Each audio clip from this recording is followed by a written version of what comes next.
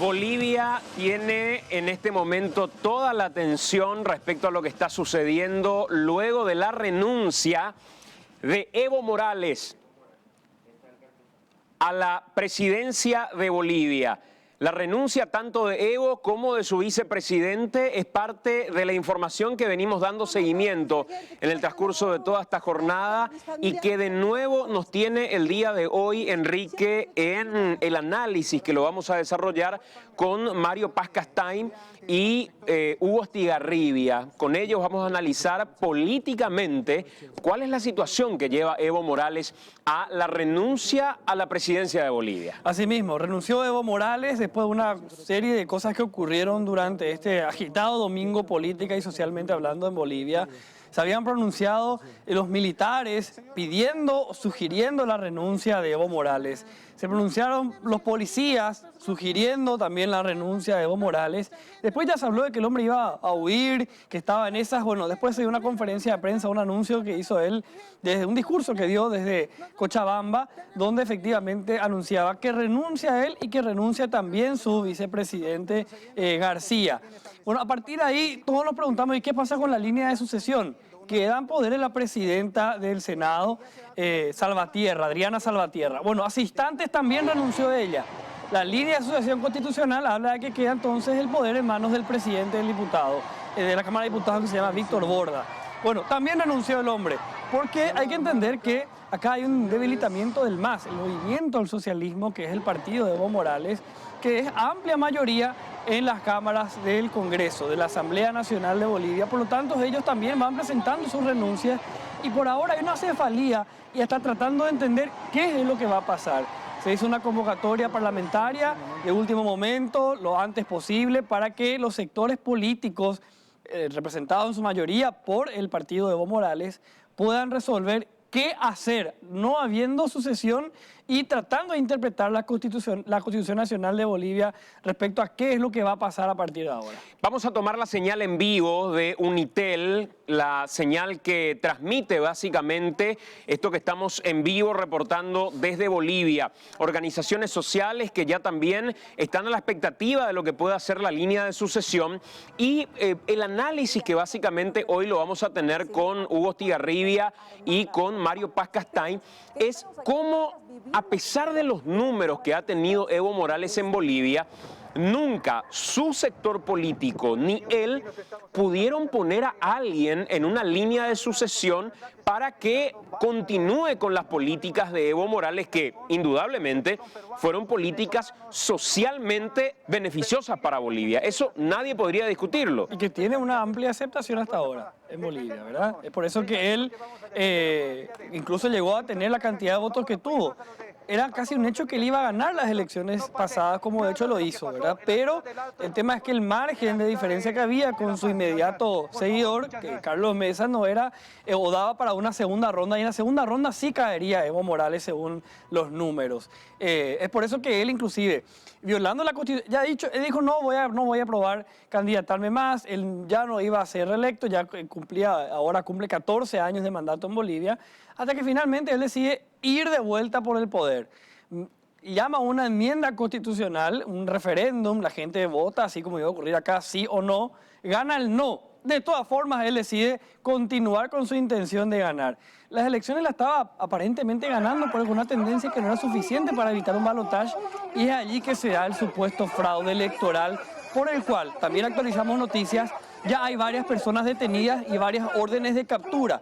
Y una información que no se confirma hasta ahora, de que también saldría una orden de captura contra el propio Evo Morales con la figura de fraude electoral. Que ya llevó a la detención de algunos vocales, gente que vinculada a la cuestión electoral, también es sospechosa de haber cometido fraudes en Bolivia. Esto es lo que está pasando en este momento en Bolivia. Esta es la información de último momento en ese país, con todo lo que está sucediendo y ya con gente que analiza cuál es la línea de sucesión que se va a tener en dicho país. 18, 20 días de crisis, de movilizaciones, con el fraude como foco de todas las denuncias que se han realizado.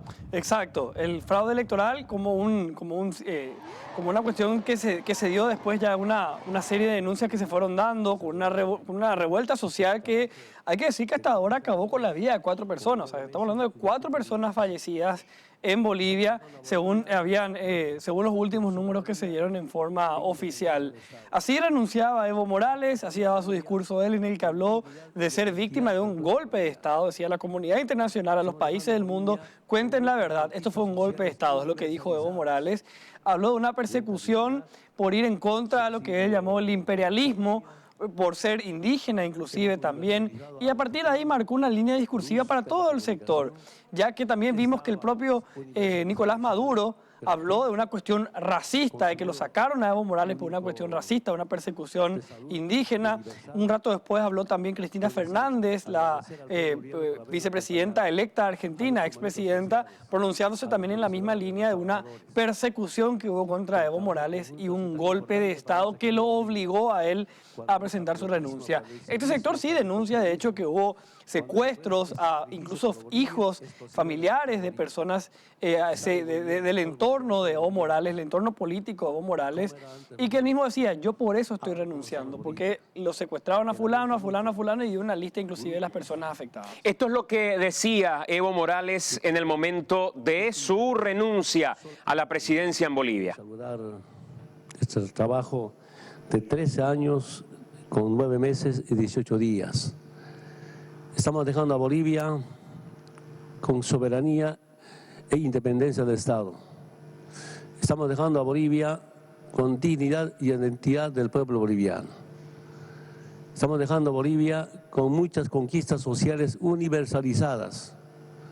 Renta dignidad, subsidio de lactancia, hemos universalizado agua potable, luz, Estamos dejando a Bolivia con soberanía e independencia del Estado. Estamos dejando a Bolivia con dignidad y identidad del pueblo boliviano. Estamos dejando a Bolivia con muchas conquistas sociales universalizadas. Renta dignidad, subsidio de lactancia, hemos universalizado agua potable, luz, telecomunicación, estábamos universalizando salud gratuita, con seguro único de salud universal. Es decir, agradecer al pueblo boliviano por habernos acompañado, a nuestros movimientos sociales, a los profesionales, a los trabajadores. El trabajo conjunto ha sido tan importante para nuestra querida Bolivia. Cuando hay patriotismo, cuando hay civismo, cuando hay compromiso, cuando hay esfuerzo, es sacrificio por Bolivia, es posible levantar Bolivia. Saben muy bien, todos los bolivianos, todas las bolivianas, cómo era antes Bolivia, ahora cómo estamos Bolivia. Y lamento mucho grupos que tienen mucho interés solamente en los grupos y no en el pueblo, empiezan a conspirar con tantas mentiras, con tantas falsedades, y en algún momento algunos movimientos sociales van a tener que revisar su pasado por haber hecho tanto daño a nuestra querida Bolivia. Quiero decir a todas y a todos, muchas gracias por acompañarnos. Hemos estado acá al servicio del pueblo. Venimos de sectores trabajadores, venimos de hermanos muy humildes, hemos vivido en la pobreza, pensando siempre cómo nunca más haya pobreza. La reducción de la extrema pobreza de 38% a 15% es algo histórico, no solamente para los bolivianos, sino también para organismos internacionales.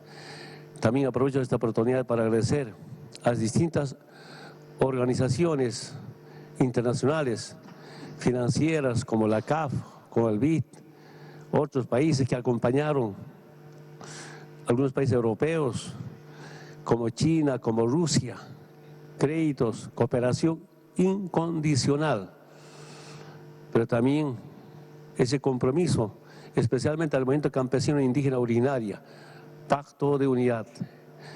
Con mucho esfuerzo hemos construido, como decía el compañero Álvaro, vamos a seguir en la construcción de procesos de liberación, con programas del gobierno, que no solamente para atender demandas de algunos sectores, sino para el desarrollo económico.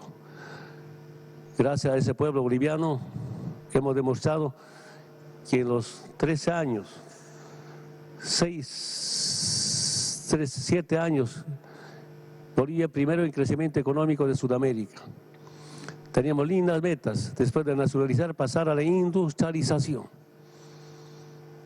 Un plan económico debatido con los ex dirigentes hace 5 o 6 años, con nuestros ex asambleístas, personalidades. Lamento mucho que no quieren que Bolivia siga creciendo económicamente. Y lo peor, quiero que sepan, mi pecado es ser dirigente sindical, es ser indígena. Mi pecado es tal vez ser cocalero, que grupos intentaron condenar. Y de verdad, no puedo entender cómo pueden usar la Biblia para maltratar a la familia. No puedo entender que algunos grupos usan la oración para la discriminación. No puedo entender, algunos rezan para hacer odiar a los más humildes. Estamos renunciando con el hermano vicepresidente para que mis hermanas de Pollera, como en Santa Cruz, Cochabamba, no sigan siendo pateados. Ahora pueden estar satisfechos Mesa y Camacho, que dejen de patear. Querían que renuncie por ellas, por ellos, familias pobres, humillados con mentiras y mentiras. Deben estar satisfechos. No queremos que haya enfrentamientos. Bueno, esto es lo que decía Evo Morales en el momento de su renuncia a la presidencia. Ya enseguida con Enrique vamos a repasar qué están diciendo algunos presidentes de la región con relación a esto. Se ha expresado públicamente Jair Bolsonaro, el presidente electo de Argentina también, Alberto Fernández, ya ha hecho pública una declaración. También ha hablado, en este caso, Nicolás Maduro, presidente de Venezuela. El que hasta ahora no ha hecho ninguna declaración pública es el presidente paraguayo Mario Abdo Benítez, quien por cierto hoy, repito, está de cumpleaños. Y damos la bienvenida en esta parte del programa a Mario Paz Castain, quien nos acompaña como para tener una aproximación también a todo esto que está sucediendo en Bolivia, porque se convirtió esto en el tema central, indudablemente, de esta jornada. Hola Mario, ¿cómo estás? Gracias por acompañarnos. Gracias Santiago y a la audiencia de NPI, acá el doctor Hugo Estigarribia y el grupo y el equipo, fantástico. ¿Qué tal, doctor Estigarribia? ¿Cómo te va? Gracias por acompañarnos, bienvenido. ¿Cómo estás, Santiago? Un placer estar aquí, al doctor Paz y al equipo de la televisión y a la audiencia. ¿Por qué se va Evo Morales? Mira, las cosas, para decirlas así, por una sola causa, por un solo motivo, no son difíciles de enfocar y de marcar esta. Porque si miramos lo que ha sido la gestión de Morales a lo largo de estos 13 años y casi unos meses más para completar su periodo, que era en enero del 2020, los números, como lo estabas diciendo en el anuncio de este programa, sí, son favorables a él. Pero lamentablemente desde el 2017 y quizás antes, sí, empezó a entrar en eso que se suele llamar la borrachera del poder, que extravía a la dirigencia política cuando ve que el poder le va dando mucha solvencia, mucha concentración política, mucho poder, valga la redundancia, y olvidándose en esa cápsula y en esa burbuja que se forma en los entornos del poder, se olvidan de que el poder es efímero y que lo único que sobreviven son las instituciones. Y cuando uno pierde esa noción de contacto con la realidad, vamos a decir, la cercanía del poder te enloquece, te seduce y te enajena realmente de las condiciones cuando has sido un mandatario realmente exitoso, porque los números los favorecen. Si vamos a ver después el otro extremo, más abajo, en Chile, vamos a ver que también los extremos de los gobiernos chilenos les favorecen, pero desoyeron las voces que están ahí abajo, el de la distribución de la riqueza. Bueno, él tuvo el problema fundamental de seguir probablemente aquellos extremos de la política. Y los que se someten a los extremos de la política, sean de la izquierda o de la izquierda o de la derecha, finalmente pierden el equilibrio, pierden el sentido del pragmatismo y la lógica del poder, que vos tenés que tener la suficiente sensibilidad para saber que el Estado debe intervenir y la suficiente racionalidad para permitir que las leyes del mercado posibiliten una acción. Bueno, ese equilibrio que te lo da el centro del pensamiento político no lo tienen muchos, y a veces muchos lo desdeñan. Eso es mentira, eso no existe. Es blanco o negro. No, en la realidad no es blanco o negro. Y en tu caso, doctor, ¿por qué crees que se va Evo Morales? ¿Cuál es la razón por la que él termina renunciando a la presidencia? Primero el pueblo le dijo que no en el referéndum y no respetó la decisión del pueblo. Para mí esto tiene una lógica consecuencia de esa razón. El referéndum dijo: no queremos más a Evo Morales. Él va a la justicia, fuerza, Tribunal Constitucional le da la razón, se presenta, no gana claramente por más de 10% como debería haber ganado, que tenía que haber ganado por más de 10% con claridad. Se paga el conteo, hay sospecha de fraude en el cómputo, en el escrutinio, ¿verdad? Entonces, primero violó la ley. Y al violar la ley, le dice al pueblo no. Entonces, esta ebullición social boliviana, hoy me escribían, me decían, ¿cómo querríamos en Paraguay una oposición como la de Bolivia? Decían, ¿verdad? Pero se preparó el clima, ¿verdad? Al violarse el mandato popular, inmediatamente Evo se consideró el enemigo del pueblo. Y aunque tenía cierto respaldo popular, eso se tradujo en la urna, porque contra Mesa tuvo ese 10,10% que él se adjudica, pero ¿y los demás? Sumados todos.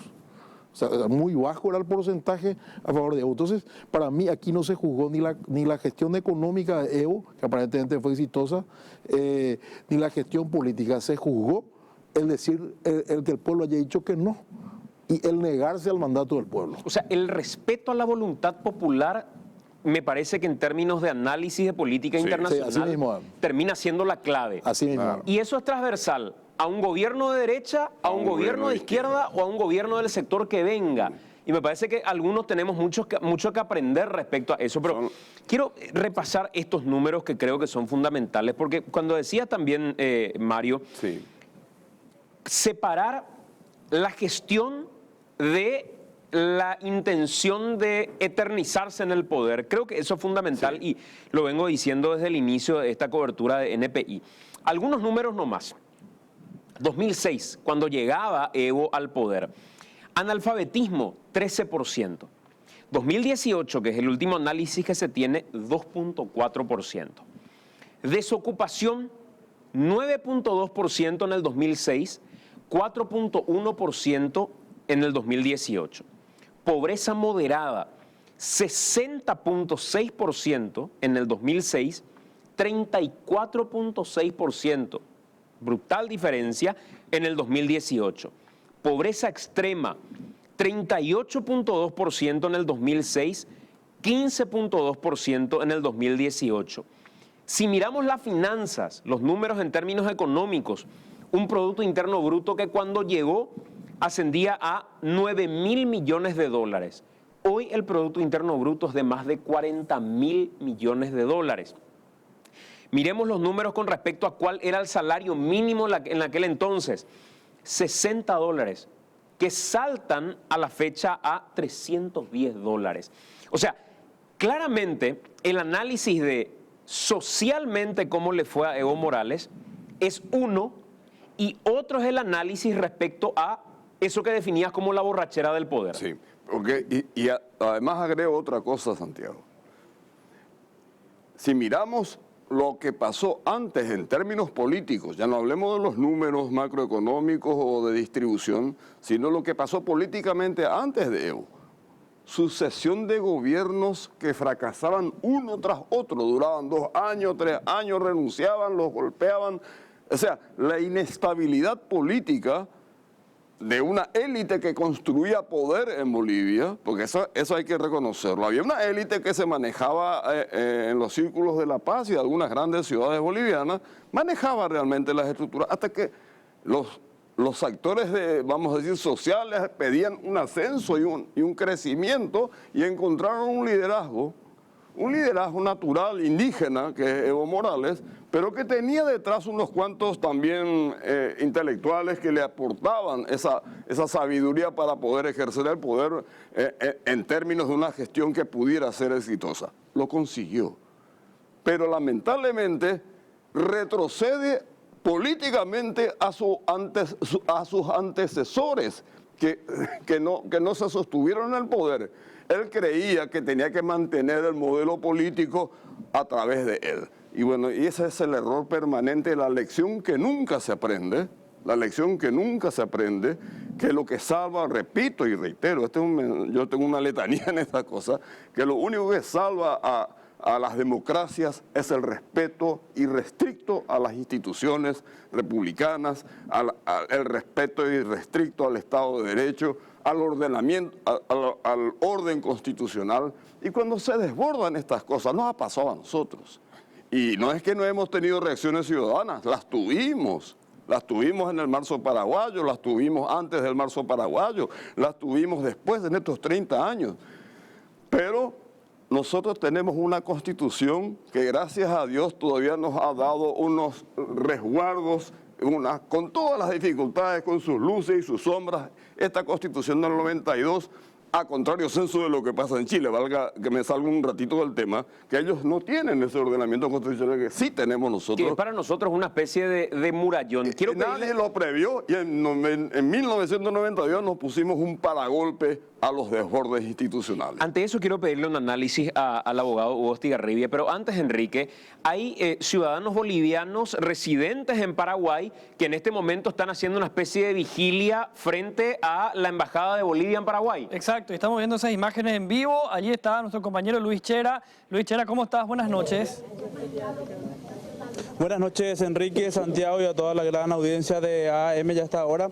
Efectivamente nos encontramos frente mismo a la Embajada de Bolivia, en donde ciudadanos bolivianos residentes en nuestro país se encuentran realizando una vigilia permanente. Vamos a trasladarle la consulta a ellos. ¿Cuál es el objetivo? Porque aquí adentro no se encuentra nadie ahora mismo, Santiago y Enrique.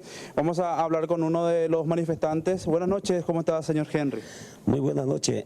Primeramente agradecido por la entrevista. Una muestra clara de todo esto es los carteles. Primeramente a Evo Morales se lo dijo en un referéndum autonómico, se le dijo no a la reelección. Evo Morales, Jaime y sus seguidores hicieron caso omiso. Y es la verdad que ahora llegamos a esto.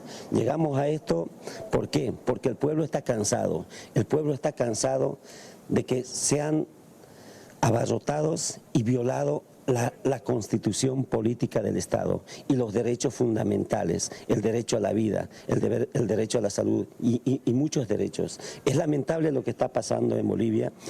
Nosotros desde aquí, desde Asunción, Paraguay, y con todo cariño y con toda la fuerza, le mandamos la mejor vibra al presidente del Comité Cívico de Santa Cruz, Camacho, como también al presidente del Comité Cívico de Sucre, Pumari, desde aquí, desde Asunción, Paraguay. Y una muestra clara es que aquí, nuestra tricolor, aquí en la embajada, esa tricolor es la que nos representa, el rojo y el amarillo y el verde. Nosotros aquí estamos haciendo un acto simbólico y hemos cambiado, como ustedes pueden ver, las banderas de lo que nos representa, este rojo y el amarillo y el verde. Bueno, señor, van a estar realizando una vigilia aquí, previendo que no transcurra nada aquí dentro de la embajada. ¿Cuál es el objetivo principal de esta vigilia? Bueno, el objetivo principal es ver de que no saquen documentos de acá, de aquí de la Embajada de Bolivia.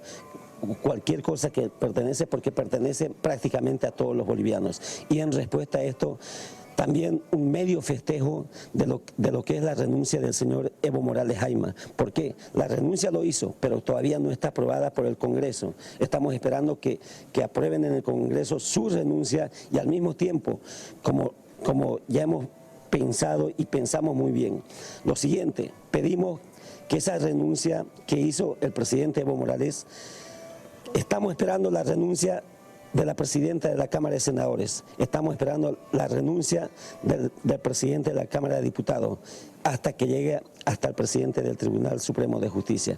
Solo él lo va a dar la solución. Y también estamos esperando la renuncia del señor embajador Reinaldo Yanque. Bueno, la vigilia continúa entonces hasta que esto permanezca seguro, por decirlo de alguna manera. Bueno, nosotros vamos a estar aquí, sigue en pie, no de rodillas, siempre de pie. ¿Por qué? Más que todo por todo lo que está pasando en Bolivia. Ya somos 15 millones de habitantes y lo que está pasando es lamentable. ¿Por qué? Porque se está matando vidas humanas, están poniendo...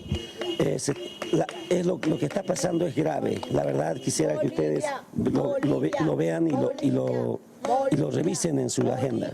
Bueno, Santiago, Enrique, esa es la situación que se presenta aquí frente a la Embajada de Bolivia. Hay ciudadanos bolivianos que están aquí salvaguardando ya los intereses ya de la población que se encuentra manifestando en contra al expresidente, o sea, el presidente renunciante, digamos bien, Evo Morales.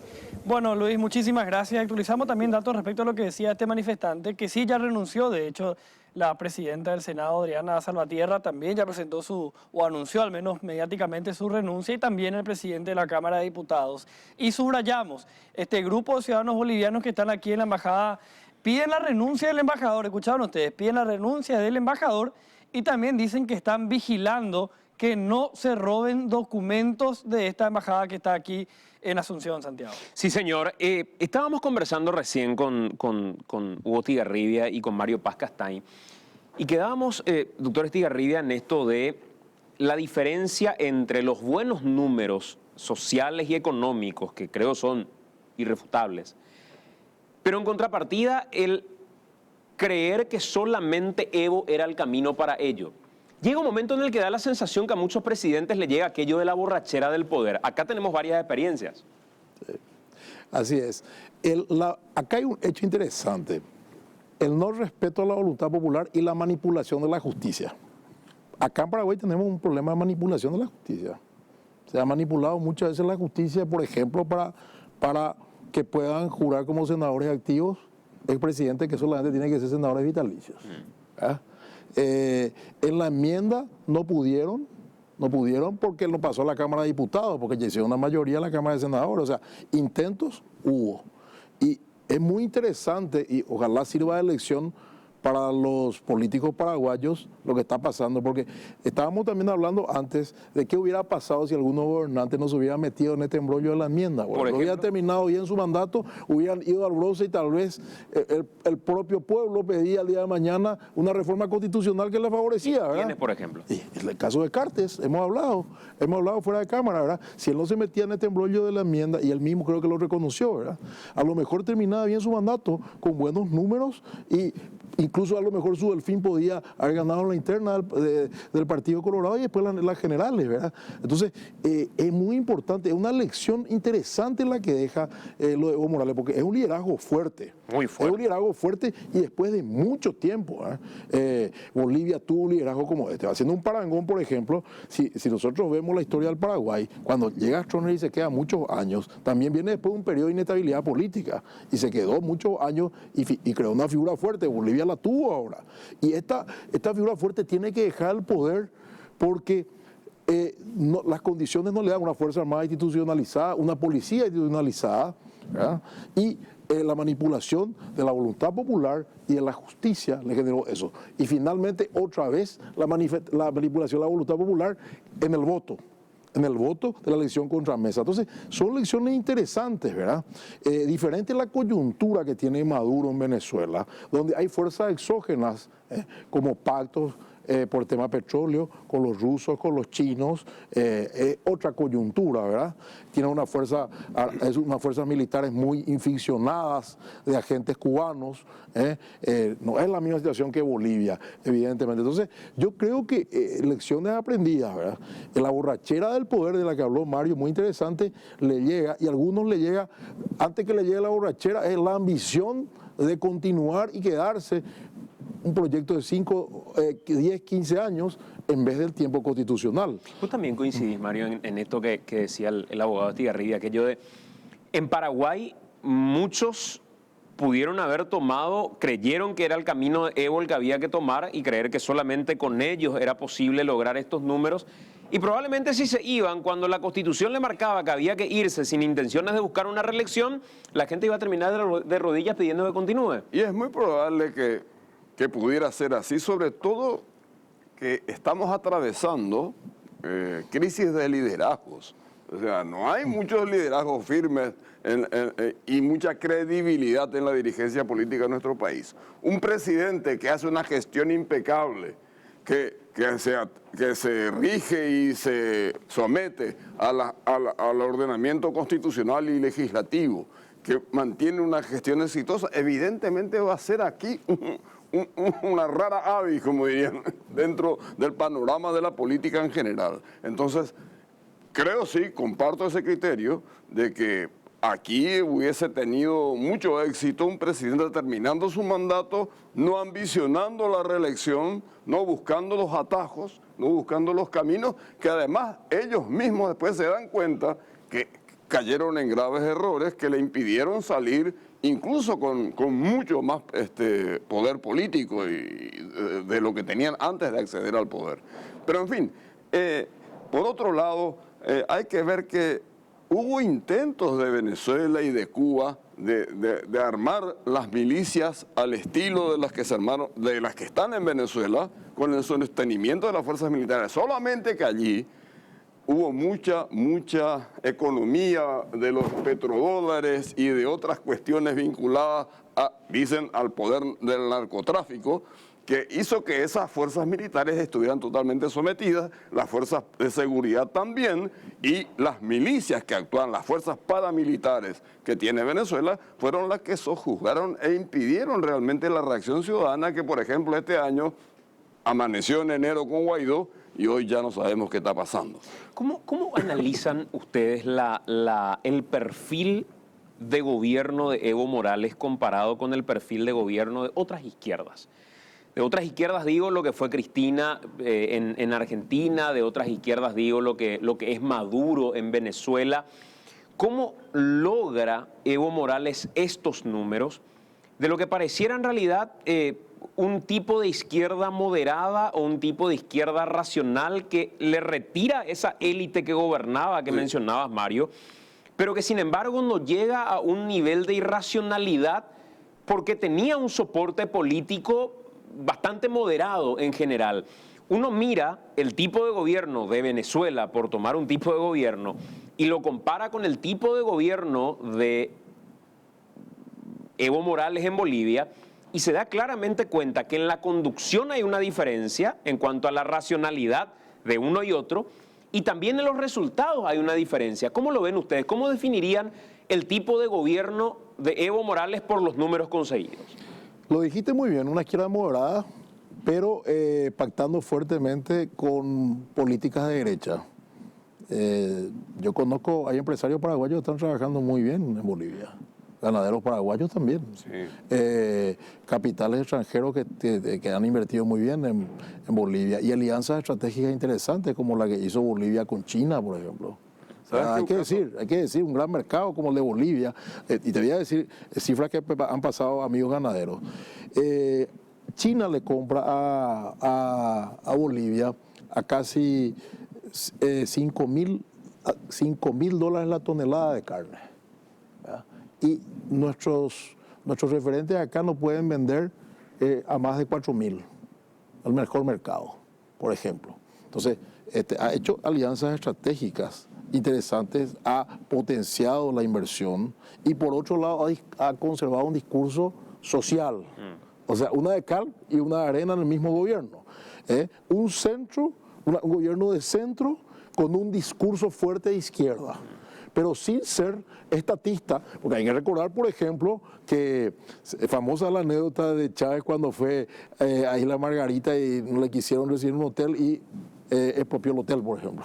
A contar, ¿verdad? Eso en Bolivia era impensable con Evo Morales. Ahora, hay también señales de autoritarismo fuerte. Nosotros tenemos un refugiado boliviano acá, Mario Cosío, ¿verdad? El gobernador de Tarija que entró por una valijera, ¿verdad? Por el Chaco. O sea, ha eliminado a sus opositores a través de la justicia, usando el brazo de la justicia, afín a Morales. O sea, tiene grises, negros y blancos, lo de Evo Morales. Pero lo interesante es que ha dejado fluir el capital, fluir las inversiones, pero con fuerte énfasis en lo social. Eso yo creo que no es fácil de encontrar en un gobierno. ¿Cómo lo definís vos, Mario? Mira, yo lo defino como un gobierno populista. Y creo que tiene muchos parecidos, salvando las diferencias de país y de condiciones culturales y económicas y sociales, muy parecido al peronismo. Al Juan Perón de los años 50 de los años 45 y 50 hasta el 55. Él representaba supuestamente a los descamisados, a los cabecitas negras, que son los cocaleros, los indígenas de Bolivia. Pero sin embargo, cuando vos lo encontrabas en una reunión o algún periodista o alguien le sacaba una famosa es la frase que le atribuyen a Perón, yo no sé si es... Pero, y bueno, yo voy como el taxista, pongo el señalero a la izquierda, pero giro a la derecha. Entonces, esa mezcla de tensiones y de giros y contragiros, marchas y contramarchas, es lo que caracteriza a los gobiernos populistas. Algo parecido también con Lula en Brasil. Lula surge con un poder obrero enorme de la CUT brasileña, que es ahí San Bernardo do Campo, donde ayer estaba arengando justamente. Sí. Pero cuando llega al poder tranza con la derecha, con la centro derecha y arma una alianza. Y bueno, y al final vos no sabés qué gobierno fue, pero fue un gobierno populista.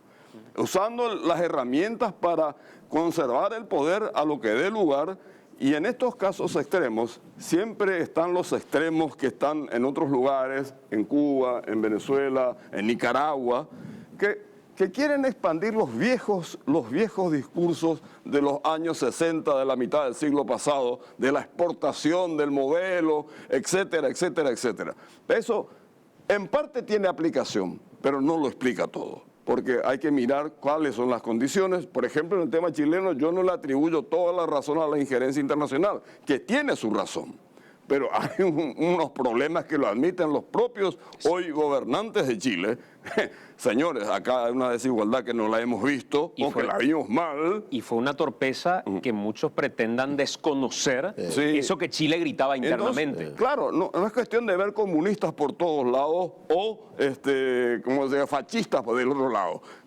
Es cuestión de buscar razonablemente los estudios y las condiciones. Vos decís, sí, es muy fácil decirlo aquí desde un set de televisión, pero los que están en el ejercicio de la política, tenemos, porque finalmente nosotros somos también políticos, tenemos la obligación de escudriñar estos derroteros, estos caminos, y ver lo que mejor le conviene a nuestros países, a nuestros pueblos, a nuestras sociedades, que están ansiosas realmente de que encuentren dirigentes que entiendan e interpreten y no concentren poder social, poder político, poder económico, que finalmente corrompe absolutamente, como decía el famoso Law Action, ¿no?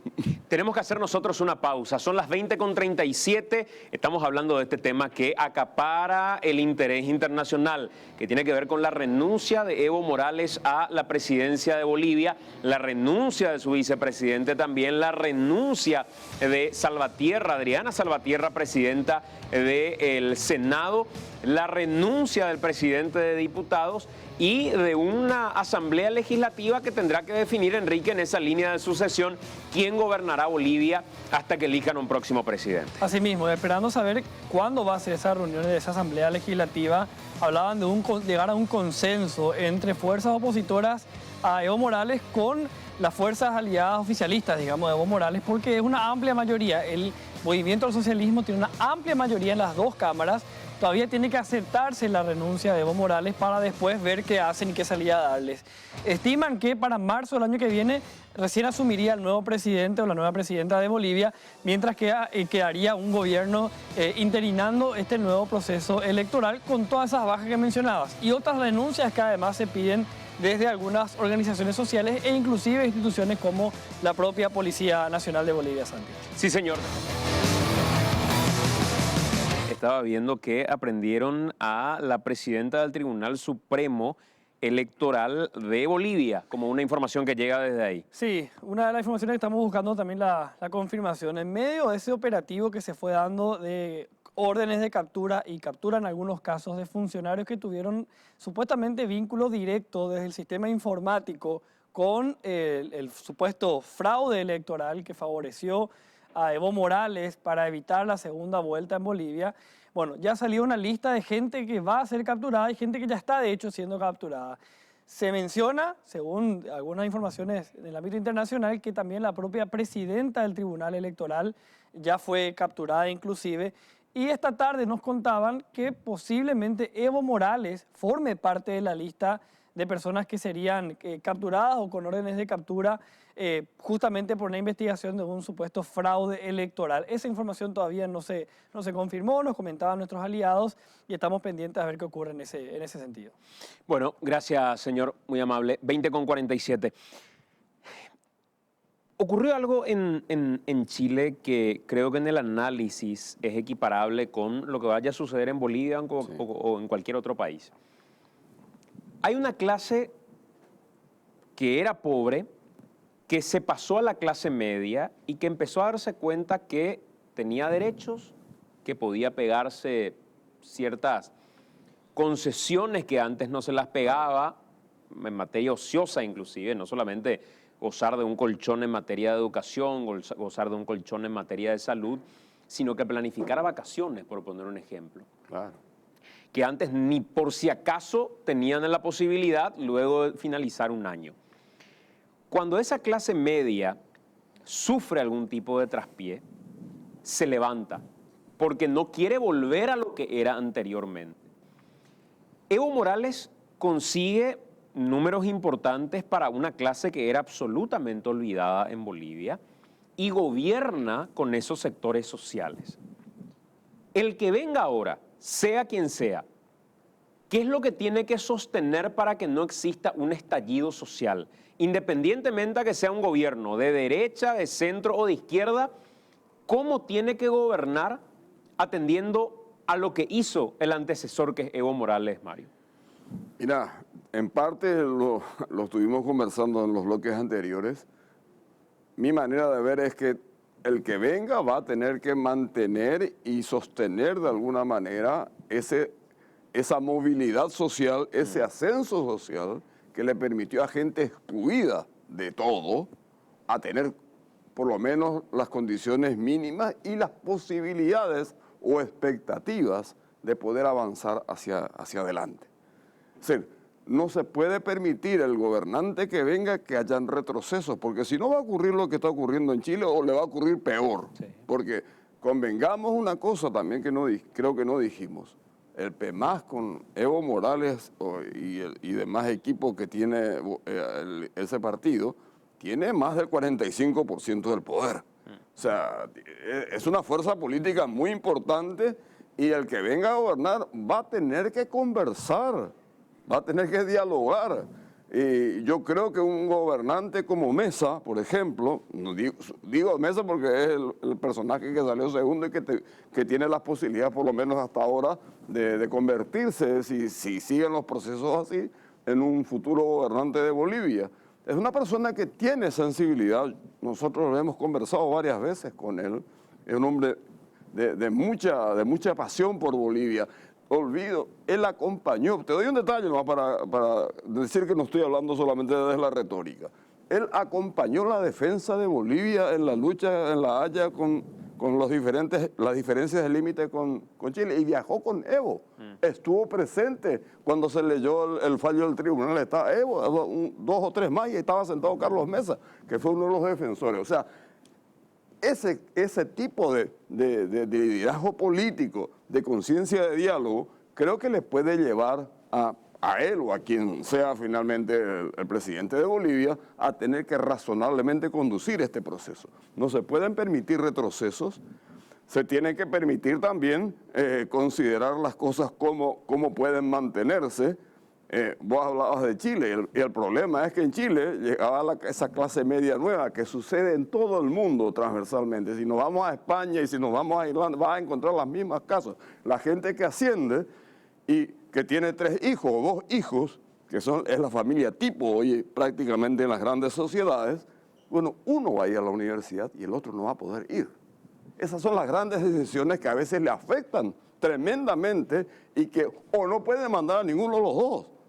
Porque en el caso de Chile la educación pública no es gratuita. Entonces, todos estos elementos se deben tener en cuenta y volviendo a Bolivia, que es el tema que hoy nos convoca y nos está sometiendo al análisis, es complejo porque ahí hay mucha inversión, hay mucho capital que está orientando, no olvidemos que ellos tienen asfaltado hasta los límites, nuestros límites que son totalmente de tierra o sin tierra, ellos los tienen con rutas de cemento, hasta casi la frontera con Paraguay. Entonces, ha tenido un desarrollo Bolivia que va a tener que mantener también de alguna manera, pero conciliando esos intereses de las grandes mayorías que hoy han sido incorporadas y que si retroceden en sus conquistas y en sus ascensos sociales, le van a generar un problema enorme al futuro gobernante que va a tener que dialogar con todos los actores políticos, va a tener que buscar los consensos y sobre todo, aunque sean frágiles, aunque sean débiles, el último recuerdo es la institucionalidad. Son las instituciones. Más allá de los extremos, las instituciones siempre te van a mantener. Eso mismo te quiero preguntar, Hugo. ¿Cuál es la mochila que tiene el que venga a partir de ahora después de lo que fue el gobierno de Evo? Un hombre muy conectado socialmente, Evo Morales, ¿verdad? Un indígena, un país con alto índice de población indígena, un sindicalista fuerte, un liderazgo fuerte, parecido al de Lula, ¿verdad? Por eso yo creo que tiene que ser un hombre de equilibrio y de capacidad de diálogo, de conexión también con la sociedad, ¿verdad? Porque hoy Bolivia está muy dividida. No podemos negar eso. El porcentaje importante de gente que apoya a Evo Morales es alto. Es alto. O sea, está prácticamente partida en 2 Bolivia, ¿verdad? Y si nosotros vemos los resultados electorales, Evo ganó aparentemente, ¿verdad? Si bien un resultado fraudulento, se supone que es una realidad. Entonces, no es fácil gobernar Bolivia. Está demostrado, esos gobiernos fueron gobiernos que duraron muy poco, presidentes que no terminaban mandato, igual que gobernar Ecuador. Gobernar Ecuador no es fácil y gobernar Bolivia tampoco. Son países con profundas desigualdades sociales, con un fuerte componente indígena, con grupos indígenas diferenciados, conectados con factores de poder como Fuerzas Armadas de repente, en el caso de Ecuador, ¿verdad? Entonces, lo de Bolivia no es fácil. Mesa, un intelectual conocido, ya ejerció la presidencia en el pasado. Hay que ver también el liderazgo que tienen nuevas figuras como Camacho, por ejemplo. Ahí refirió la gente que está frente a la embajada, sí, acá el nombre de Camacho, ¿verdad? Que emerge como una figura de contestación a Evo Morales, que no es el candidato presidencial.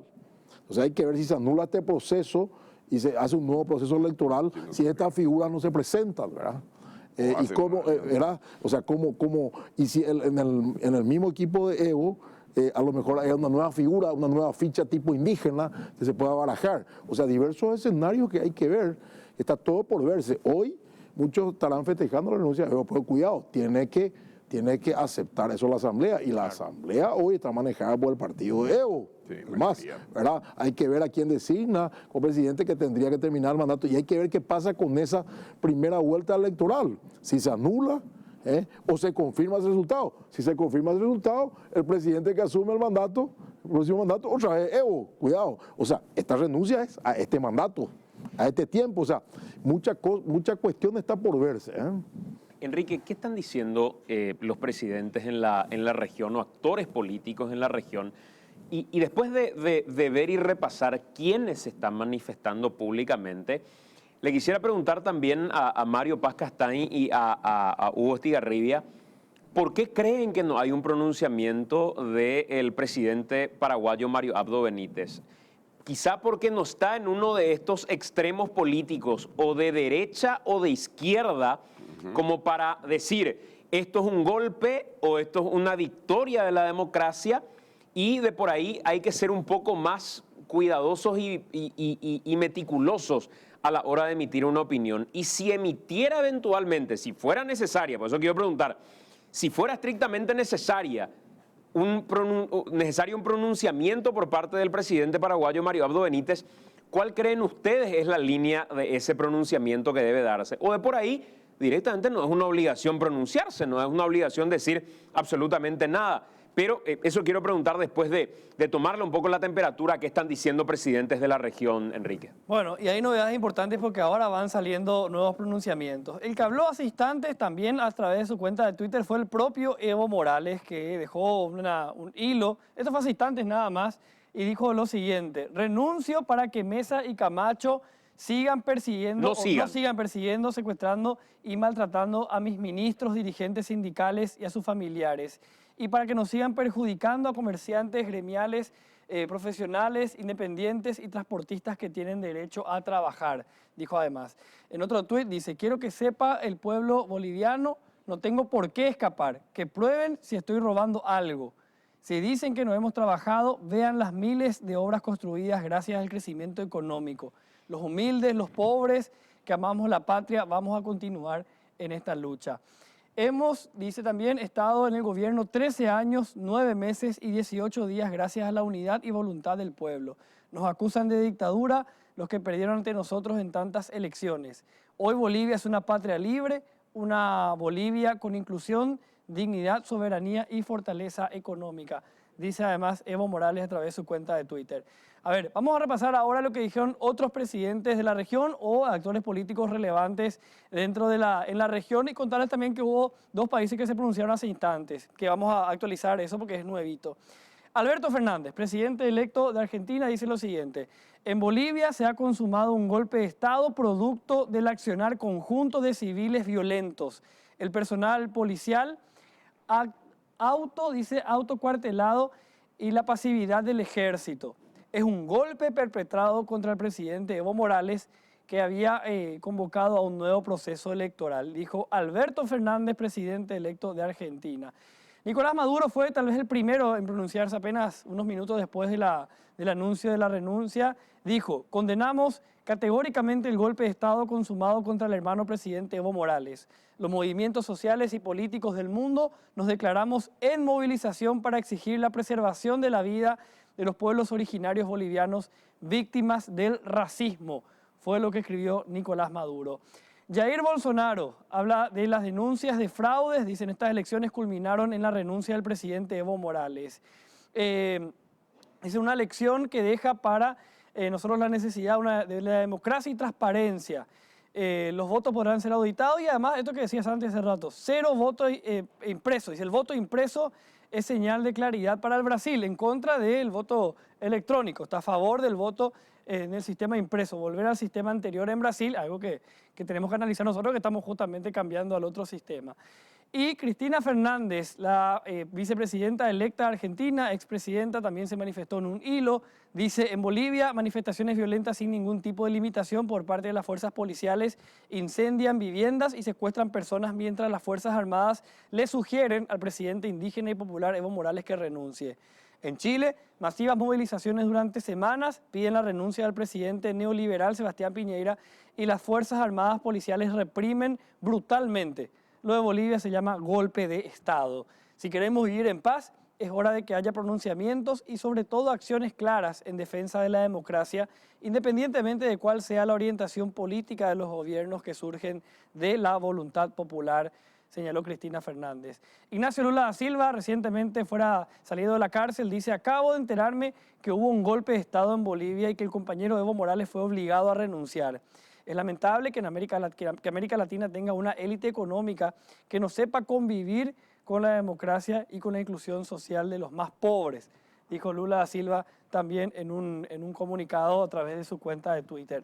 De lo último que podemos contarles, habló el canciller, en este caso de Uruguay. Uruguay y México saben que se ha pronunciado, de hecho, en una línea distinta, en varias líneas respecto al Grupo de Lima y otros grupos más. En esta oportunidad, el canciller uruguayo dijo: no podemos calificar esto de un golpe de Estado y pidió una suerte de un discurso de prudencia y de análisis de qué es lo que está pasando en Bolivia.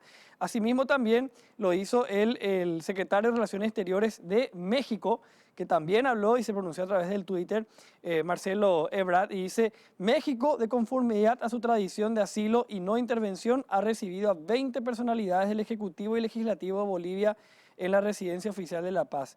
De así decidirlo, ofreceríamos también asilo a Evo Morales. O sea, México anunciando que si Evo pide asilo político en México, se lo va a dar. Bueno, interesante entonces los datos que van surgiendo. Les quiero consultar esto que recién planteaba. Primero, ¿es estrictamente necesario que un presidente de la República se pronuncie en un episodio de este tipo, como lo están haciendo algunos actores? ¿O quienes se pronuncian porque claramente pertenecen a un sector o de izquierda o de derecha, muy marcadamente, que hasta es una obligación sentar una postura como: ¿esto es un golpe de Estado o este es un respeto irrestricto a la democracia y a la voluntad popular? Mario. Yo creo que fundamentalmente, tomando como ejemplo lo que pasó hace unas semanas atrás con las elecciones en la Argentina, no fue inmediata la reacción del presidente Mario Abdo ni a la Cancillería paraguaya. Tomó un tiempo. No digo que fue muy lejano, muy distante, pero tomó unas horas. Unas horas tomó. Como midiendo cómo el acontecimiento se iba registrando, los sucesos se iban dando, y al finalmente mandó protocolarmente lo que corresponde. Yo creo que está fue haciendo protocolar en este y creo que fue momento, prudente. En una palabra, hay una posición prudente, porque yo considero que él no está enrolado en los extremos. Yo creo que no está enrolado en los extremos, me parece a mí, por lo menos de sus declaraciones, pero sí tiene una fuerte integración hacia el Grupo de Lima, que es un grupo de centro derecha realmente. Pero con Evo Morales tuvo una relación muy particular. Él estuvo en La Paz el 12 de junio. Él se volvió a reunir después en la frontera con Evo Morales. O sea, hay una relación que se trabó, me parece a mí, estoy hablando como un observador, y me parece que en este momento quizás están midiendo bien cuáles son las palabras justas, los mensajes adecuados para un momento como este. No me cabe duda que, tal como lo dijo el canciller uruguayo, Rodolfo Ninova, van a buscar el mecanismo de respetar. Esto no es un golpe de Estado, porque ese es el discurso del extremo. Es cierto, hubo una presión fuerte, pero una presión que venía de otros orígenes, y finalmente él renuncia. No le pusieron no lo llevaron a un cuartel para renunciar. Pero sí, muchos lo que agregan a eso, no lo llevaron a un cuartel o no le pusieron una pistola, han secuestrado gente. Sí, claro, dice que secuestraron gente, quemaron casas, en fin, dieron un ambiente, pero un ambiente, vuelvo a repetir lo que ya iniciamos en estos comentarios, en estos análisis, que están un poco también, estamos llevando un poco al ritmo de los sucesos y de la noticia, ¿no? Creemos que estos sucesos tienen una sistematicidad de más de 3 años. En estos últimos 21 días se concretaron realmente los sucesos que hoy eclosionan con la caída de Morales. Con respecto Hugo, a lo de Mario Abdo Benítez y el no pronunciamiento hasta este momento, ¿cuál es tu lectura? Yo creo que es prudente que espere. Voy a decir por qué. Porque Bolivia es un país estratégico para Paraguay. Es el camino hacia el Pacífico. Es algo que venimos sosteniendo algunos amigos que hablamos de temas de relaciones internacionales. Nosotros tenemos que hacer el péndulo hacia el Pacífico. Lo hicimos entre Brasil y Argentina, ahora tenemos que hacer el péndulo. Y Bolivia es el camino. Y nosotros somos el camino para Bolivia hacia el Río de la Plata. Entonces, es prudente saber esperar. Es cierto, Mario Abdo Benítez tiene una buena relación personal, fuera de lo común, porque Evo es un hombre de izquierda y Mario Abdo Benítez se lo ve como un hombre de centro-derecha, categóricamente. Pero los asuntos de Estado no se manejan por simpatías. Y eso Mario manejó bastante mal con Bolsonaro. Hay intereses, no simpatías personales. ¿Verdad? Te digo cariñosamente, Marito, que le dijo Bolsonaro, lo hizo en función a una línea de buscar simpatía del gobernante paraguayo. Pero nosotros casamos como algo personal, ¿no? Entonces, la relación con Evo puede ser buena, pero es un asunto de Estado. ¿Y por qué digo que seamos prudentes? Porque también hay que ver cómo se van desenvolviendo estos hechos. Por eso la línea del canciller Uruguay es interesante. Uruguay es un país interesante si nosotros lo vemos desde el punto de vista internacional. Y el derecho internacional, las relaciones internacionales de Uruguay siempre han sido el factor de poder de Uruguay. Entonces, de alguna manera lo que dice el canciller uruguayo marca una línea de prudencia que tenemos que seguir. Vamos a ver cómo se desenvuelve el acontecimiento, vamos a esperar un pronunciamiento de la Asamblea Nacional. En todo caso, podría haber un pronunciamiento del presidente paraguayo diciendo si había una renuncia, está el mecanismo institucional de sustitución, ¿verdad? Vamos a respetar las decisiones institucionales de la hermana República de Bolivia. Entendiendo la soberanía. Claro, entendiendo la soberanía. Y técnicamente Evo todavía sigue siendo presidente. Claro, sigue siendo no presidente. ser aceptada su renuncia. Y, por supuesto, en el caso de Bolivia no se justifica una intervención tan jugada, tan extrema como la que tuvo Mario Hado con Guaidó.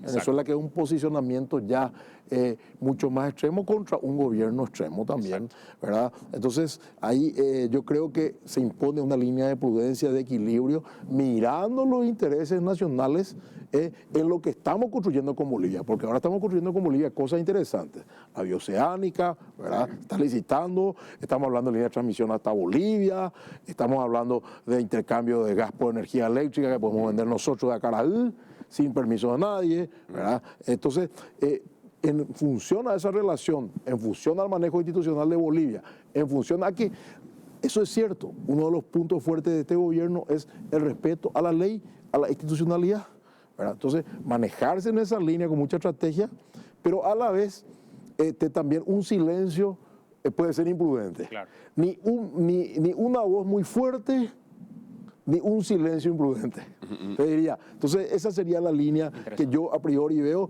observar un poquitito el desarrollo del acontecimiento y pronunciarse después. Tenemos que hacer nosotros la pausa. Son las 9 de la noche con 8 minutos. Estamos hablando de Bolivia. ¿Por qué estamos hablando de Bolivia? Por eso mismo que marcaban tanto Hugo Estigarribia como Mario Paz Castañ. Es un aliado estratégico y es un país que necesariamente para la economía paraguaya tiene un impacto y tiene un impacto importante.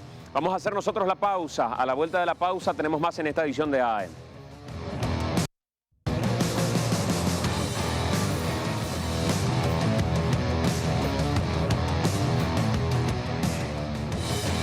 (21:14). Ya para esta parte de cierre con Hugo Estigarribia y Mario Paz Castañ, quiero insistir un poco en esto, porque creo que llevar estos elementos o estas crisis internacionales a un escenario local, ese es el ejercicio más adecuado y creo que nos da la posibilidad incluso de dibujar ciertos escenarios que se puedan llegar a dar en nuestro país eventualmente con esto que está sucediendo en la región.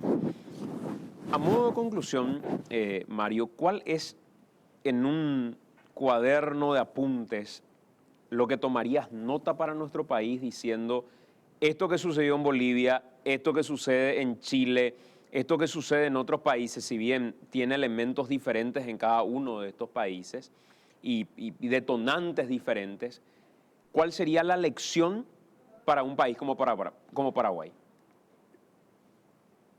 Me parece tratar de aprender la lección que nunca hemos aprendido, de que los poderes y la concentración de poderes son efímeros, que la única defensa que tenemos para avanzar es el respeto a la institucionalidad, que el poder absoluto corrompe absolutamente, que por más buena gestión e intención que tengas, si te rodeas de un equipo que realmente te va a llevar finalmente a lo que no pretendes hacer, te va a terminar embutiendo en los clásicos derroteros de la política tradicional. Bueno, nosotros tenemos que tomar nota, y sobre todo porque tenemos un país con condiciones especiales. Hoy justamente, a pesar de que tenemos enormes desigualdades, pero sin embargo tuvimos algunas sabidurías muy bien hechas, aplicadas, como por ejemplo lo que ya hemos hablado de nuestra Constitución, y fundamentalmente de las condiciones que hemos mantenido a pesar de esas diferencias políticas y de confrontación permanente y de una democracia prácticamente electoral y no consolidada, hemos sabido mantener este sistema que nos lleva 30 años inéditos en la historia del Paraguay, que si lo sabemos construir con una mirada un poco menos fanática, menos radicalizada y sobre todo menos sectorial, porque finalmente ni podemos hablar ni siquiera de ideologías, sino de fanatismos por determinadas porciones del poder que se ambicionan desde ciertos sectores.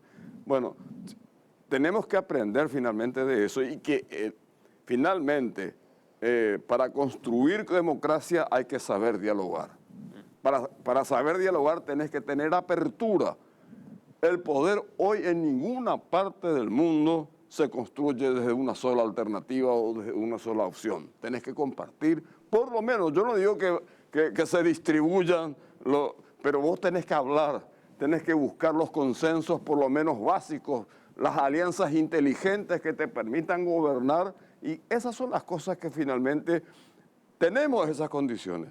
Tenemos un país medianamente equilibrado en lo macro, pues muy desequilibrado en la distribución también, pero que si somos capaces de hacer de tomar de estas lecciones, creemos que podemos dar una oportunidad. Uruguay y Paraguay son los países que hoy se están más o menos, no digo escapando, pero sí más o menos desde sus distintas escalas, porque hay que reconocer que la escala uruguaya en términos de educación pública y formación ciudadana y cívica tiene una tradición de décadas, y que a nosotros estos 30 años nos están sirviendo de formación para construir algo mejor para el futuro, sobre todo para ese bono demográfico que tiene el país. Si somos capaces, si esa dirigencia que nos va a reemplazar a nosotros, porque biológicamente va a suceder eso, entonces esa gente, estos jóvenes que tienen que hacerse dueños del poder, dueños del verdadero poder construido a base de diálogos, consensos y fundamentalmente con una mirada desde un Estado aplicado cuanto sea necesario y un mercado cuanto sea posible. Gracias. Esas son las bases fundamentales. Gracias, Mario. Hugo, ¿cuál es la lección a tomar en el apunte? Respetar la voluntad popular, no manipular la justicia del poder y finalmente respetar los procesos electorales para que esos resultados arrojen a un gobernante legítimo. O sea, 3 estamentos. No se respetó un referéndum, se manipuló la justicia para que pueda presentarse Evo y se manipuló el proceso electoral finalmente. Si nosotros aprendiéramos estas lecciones, ya podríamos ir mucho mejor de lo que estamos. No estamos mal. La Constitución nuestra sigue incólume, sigue siendo el murallón de defensa de la democracia. No tenemos una ciudadanía despierta y activa como la que demostró Bolivia o Ecuador o Chile, lo cual es a veces un factor que conspira en contra de cambios importantes. Pero sí tenemos otras virtudes en las cuales tenemos que perseverar y una política exterior, en este caso inteligente, en el manejo de lo que se está resolviendo en Bolivia. Gracias, doctor, por estar con Muchas nosotros. gracias, encantado. Enrique, hacemos la pausa ahora, ¿verdad? Tenemos que hacer el corte nosotros. A la vuelta de la pausa venimos con más de esta edición de AM.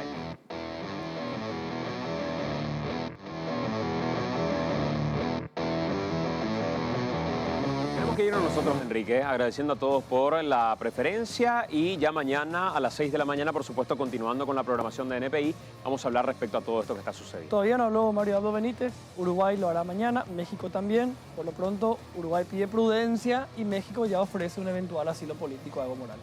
Nos encontramos el próximo miércoles a las 9 de la noche con AM. Nos despedimos con Evo Morales y su renuncia a la presidencia de Bolivia.